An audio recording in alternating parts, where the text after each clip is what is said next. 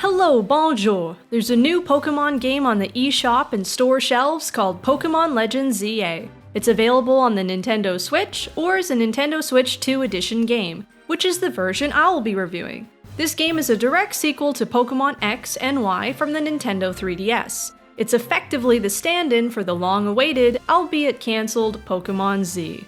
If you're on the fence about picking it up, maybe this video can help you decide.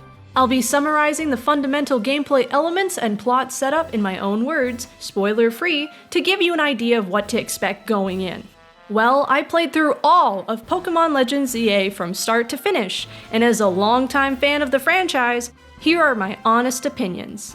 Since release, this title has been met with a very mixed reception from fans and is arguably being review-bombed. Taking a look over on Metacritic, it currently sits at a solid score of 78 from critics, yet the user score drops all the way down to 4.7. Several Pokemon games lately have been riddled with issues or extremely buggy. An exception to this was Legends Arceus, which managed to exceed my expectations. I had my fingers crossed Legends ZA would turn out great, considering it's part of the same sub-series. I like their experimental approach compared to the traditional Pokemon titles. But remember, they're still considered mainline games and not spin-offs. This game shares much in common with its predecessor, but compared to Arceus' exploration-focused adventure, ZA provides a very battle-centric experience. So in that sense, they're quite unique to one another despite their similarities. The difficulty is entirely relative to your team and level, but with the new real-time battles, facing off against worthy opponents can get pretty intense, meaning there's a surprisingly decent amount of challenge to be found. Now for a brief overview of the setting. As X and Y are, Legends ZA is set in the region inspired by France, known as Kalos. This time around though, it takes place exclusively within Lumiose City. Quasartico Inc. is leading an urban redevelopment plan aiming to make it a place where people and Pokemon can coexist. You play as a tourist, soon-to-be trainer, who arrives by train at Lumiose Station. You're quickly dragged into a marketing scheme by your new rival before things get crazy and a Pancham swipes your luggage. It's of course time to pick your starter Pokemon and go get it back. After that, you make your way to Hotel Z, which is run by returning character AZ and his Pokemon Floette. You end up joining Team MZ, a group of trainers including your rival, Lita, and Naveen, who stay at the hotel and do their utmost to protect Lumiose City, which is what I'll be exploring now. Lumiose City has gotten an overhaul since X and Y. There's lots of new places to explore, both down on the ground and up on the rooftops. You can spot Pokemon scampering atop buildings, hanging out in trees, or slinking through alleyways. Centrico Plaza's Prism Tower stands in the center of the circular map, which is divided into 5 districts. For getting around town, player controls you'll learn include a dash, dodge roll, and hover jump facilitated by the handy Rotom phone. I wouldn't say the movement is all that dynamic, but it doesn't need to be. Despite this, it was nice to wander around and the scenery is varied enough for what the setting is. To get somewhere quickly, you can select fast travel points on your map and warp to key locations if need be. Besides plot-relevant locations, there's some other places to check out, such as battle restaurants, berry vendors, and various stores throughout the city, along with countless boutiques for window shopping.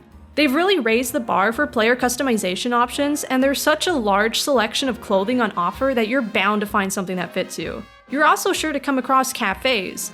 If you visit one, you can order something to drink and chill out with your Pokemon, increasing their friendship rating. I sort of wish you could do more at the cafes, but they add to the city's atmosphere nonetheless.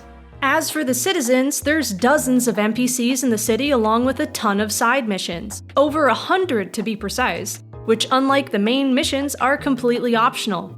A lot of them are basic, battles and the like, while others get more inventive. Still, you can get some rewards by doing them and they don't expire, so there's no need to rush. Over at the Pokemon Research Lab, you can speak with Mabel to start work on completing research tasks. Doing so increases your research level and unlocks rewards, primarily TMs, which are always useful. Lastly, colorful screws are scattered across the city, usually around these platforming challenge courses. They can be exchanged for Canary plushes that grant a variety of benefits. In terms of collecting and completionism, that's about it. Aside from Pokemon! Yeah, this video would be pretty passé if I didn't check my Pokédex. Considering this entire game takes place in a single city, you might be curious where all those Pokemon are. Surely not only out in the streets? Introducing Wild Zones. These serve as areas where Pokemon can roam free at the cost of some of the city's prime real estate. The capture mechanics are standard. Press and hold a button to focus on a target, then click another to throw a Pokeball. Depending on how you approach them, you can sneak up, battle, or potentially cause them to flee. Whoops. If you see angry symbols pop up around the Pokemon, Pokeballs will bounce right off them. You'll have to wait until they simmer down or knock them out first to make another capture attempt. Once a wild Pokemon is seeing stars, you'll have one last chance to catch them. If they escape then, they're gone. Some species of Pokemon are aggressive and can attack you directly. If you take a bit of a beating, you'll black out.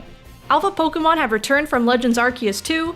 They're like regular Pokemon, except huge and dangerous. In a Pokemon summary, it'll be indicated by a small red monster symbol if they're an alpha. For the shiny hunters out there, the odds of encountering a shiny Pokemon in Legends ZA are 1 in 4,096. If you reach the maximum research level, you'll get a shiny charm, which increases those odds to 1 in 1,024. Shiny Pokemon are tough to miss this time around, since when one is nearby, a sound effect plays. Once you spot them, they'll be shiny with alternate colors compared to what's typical of their species. In this game, shinies don't typically despawn unless they're knocked out or flee, so if you encounter a shiny, save your game. Even if you quit, they'll likely still be there. In the boxes, a shiny Pokemon's icon will have distinct colors and a shiny symbol in their summary.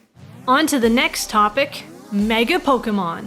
Partway into the game, you'll get a hold of a Mega Bracelet, which lets you utilize Mega Stones. Equip a Mega Stone to the Pokemon it's for, charge it up by battling, and then Mega Evolve. When Mega Evolved, a Pokemon will change appearance and become extra powerful, until reverting back after your Mega Gauge runs out of energy. Even though there's a lot of returning Megas, the real highlight are the new Megas. I was super excited each time one got revealed. There were some I never would have expected. A really cool addition to this game is the Mega Dex. It's like the Pokédex, but it specifically keeps track of Mega Pokemon. To fill it out, you'll need to obtain a Pokemon and their corresponding Mega Stone. You'll be able to acquire more Mega Stones as you progress through the game, and depending on the stone you want, it'll usually be available one of 3 ways. First, by smashing pink crystals around the city, you can get Mega Shards to exchange for new stones. Second, you can go to the Stone Emporium and purchase a select variety with the standard in-game currency, Pokédollars.